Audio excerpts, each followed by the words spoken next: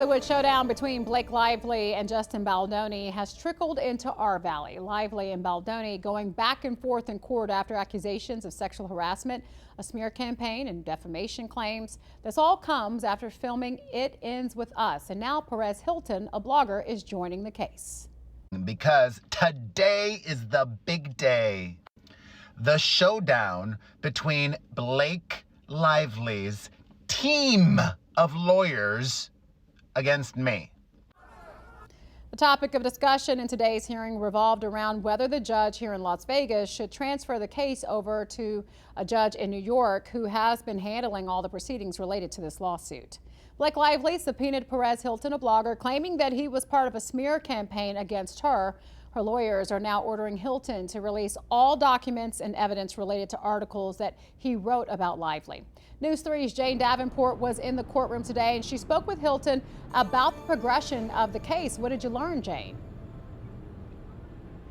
Latoya, Perez is representing himself and faced 3 of Blake Lively's lawyers in that courtroom today. Hilton has filed a motion to squash that subpoena against him, but if not granted, he would be required to release all documents, text messages, and emails and reveal his sources, all related to articles and videos he's posted about Blake Lively. And this is something he says infringes upon free speech, not just for him, but all journalists.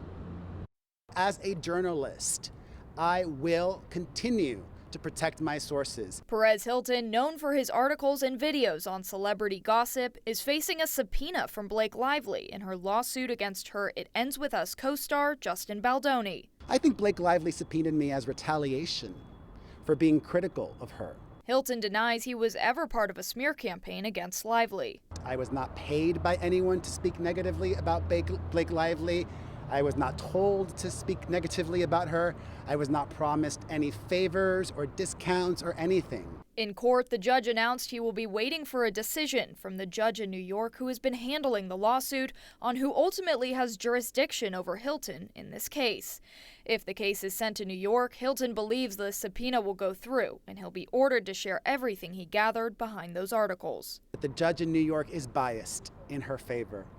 Therefore, I am 99% sure that that judge will rule that he has jurisdiction over me. He adds that shield laws, which are legal protections for journalists and their sources, should be applied to his case. In court, he said the information he contains is not critical to Lively's lawsuit against Baldoni. Hilton, a single father of 3, says when he received the subpoena, he immediately filed a protective order, citing events that happened to other people involved in the lawsuit, saying he was scared for his children's safety. So it wasn't me being this gossip blogger, this celebrity reporter that's being dramatic. No, it was a real risk that I wanted to, as a good father, try and mitigate.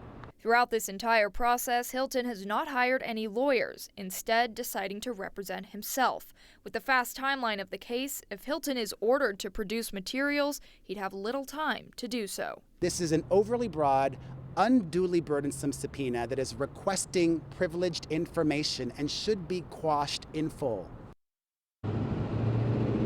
Hilton is scheduled to appear in court again next Tuesday as the judge here awaits a decision from the judge in New York on who has jurisdiction over Hilton in this case.